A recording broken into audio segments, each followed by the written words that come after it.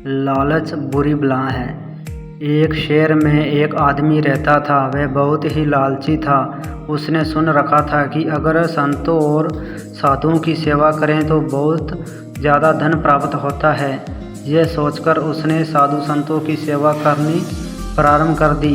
एक बार उसके घर बड़े ही चमत्कारी संत आए। उन्होंने उसकी सेवा से प्रसन्न होकर उसे 4 दिए दिए और कहा, इनमें से एक दिया जला लेना और पूर्व दिशा की ओर चले जाना। जहाँ ये दिया बुझ जाए वहाँ की ज़मीन को खोद लेना। वहाँ तुम्हें काफ़ी धन मिल जाएगा। अगर फिर तुम्हें धन की आवश्यकता पड़े तो दूसरा दिया जला लेना और पश्चिमी दिशा की ओर चले जाना। जहाँ ये दिया बुझ जाए वहाँ की ज़मीन खोद लेना। तुम्हें मनचाही माया मिल जाएगी। फिर भी संतुष्टि न हो तो तीसरा दिया जला लेना और दक्षिण दिशा की ओर चले जाना। उसी प्रकार दिया बुझने पर जब तुम वहाँ की ज़मीन खोदोगे तो तुम्हें बेअंत धन मिलेगा। तब तुम्हारे पास केवल एक दिया बच जाएगा और एक ही दिशा रह जाएगी। तुमने ये दिया ना ही जलाना है और ना ही इसे उत्तर दिशा की ओर ले जाना है। ये कहकर संत चले गए। लालची आदमी उसी वक्त पहला दिया जलाकर पूर्व दिशा की ओर चले गया। दूर जंगल में जाकर दिया बुझ गया। उस आदमी ने उस जगह को खोदा तो उसे पैसों से भरी एक गागर मिली। वह बहुत खुश हुआ। उसने सोचा कि इस गागर को फिलहाल यहीं रहने देता हूँ, फिर कभी ले जाऊँगा। पहले मुझे जल्दी ही पश्चिम दिशा वाला धन देख लेना चाहिए। यह सोचकर उसने दूसरे दिन दूसरा दिया जलाया और पश्चिम दिशा की ओर चल पड़ा।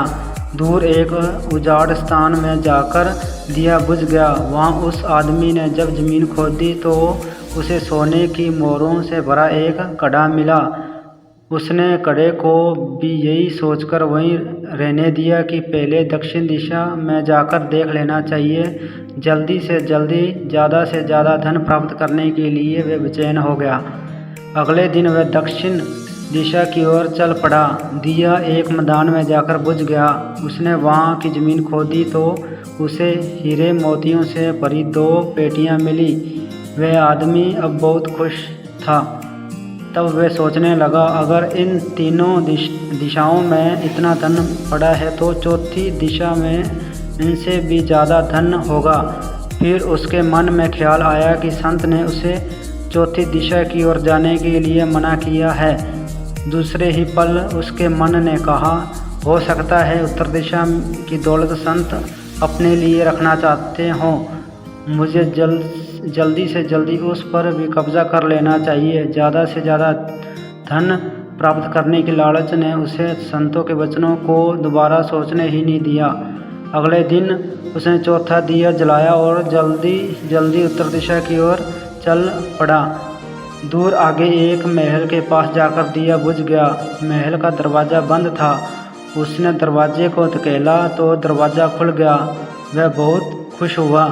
उसके मन में सोचा कि यह महल उसके लिए ही है। अब तीनों दिशाओं की दौलत को भी यही लेकर रखेगा और ऐश करेगा। वह आदमी महल के एक एक कमरे में गया। कोई कमरा हीरे मोतियों से भरा हुआ था। किसी कमरे में सोने की कीमती से कीमती आभूषण भरे पड़े थे। इसी प्रकार अन्य कमरे भी बेहद धन से भरे हुए। वह आदमी चकाचौंध होता जाता और अपने भाग्य को शाबाशी देता। वह जरा और आगे बढ़ा तो उसे एक कमरे में चक्की चलने की आवाज़ सुनाई दी। वह कमरे में दाखिल हुआ तो उसने देखा कि एक बूढ़ा आदमी चक्की चला रहा है। लालची आदमी ने बूढ़े से कहा कि तू यहाँ कैसे पहुँचा? बूढ़े ने कहा, ऐसा कर, ये जरा चक्की चला, मैं सांस लेकर तुम्हें बताता हूँ। लालची आदमी ने चक्की चलानी प्रारंभ कर दी। बूढ़ा चक्की से हट जाने पर ऊंची ऊंची हंसने लगा। लालची आदमी उसकी ओर हैरानी से देखने लगा। वह चक्की बंद ही करने लगा था कि बूढ़े ने खबरदार करते हुए कहा, ना, चक्की चलानी बंद ना कर। फिर बूढ़े ने कहा, यह महल अब तेरा है, परंतु यह उतनी देर तक खड़ा रहेगा जितनी देर तक तू चक्की चलाता रहेगा। अगर चक्की चलनी बंद हो गई तो महल गिर जाएगा और तू भी इसके नीचे दब कर मर जाएगा। कुछ समय रुक कर बूढ़ा फिर कहने लगा, मैंने भी तेरी तरह लालच करके संतों की बात नहीं मानी थी और मेरी सारी जवानी इस चक्की को चलाते हुए बीत गई। वह लालची आदमी बूढ़े की बात सुनकर रोने लग पड़ा। फिर कहने लगा, अब मेरा इस चक्की से छुटकारा कैसे होगा? बूढ़े ने कहा, जब तक मेरे और तेरे जैसा कोई आदमी लालच में अंधा होकर यहाँ नहीं आएगा तब तक तू इस चक्की से छुटकारा नहीं पा सकता। तब उस लालची आदमी ने बूढ़े से आखिरी सवाल पूछा, तू अब बाहर जाकर क्या करेगा? बूढ़े ने कहा, मैं सब लोगों से ऊंची ऊंची कहूँगा, लालच बुरी बला है। अगर वीडियो अच्छी लगे तो लाइक, कमेंट और शेयर करना ना भूलें। अगर चैनल पर नए हो तो सब्सक्राइब करना ना भूलें।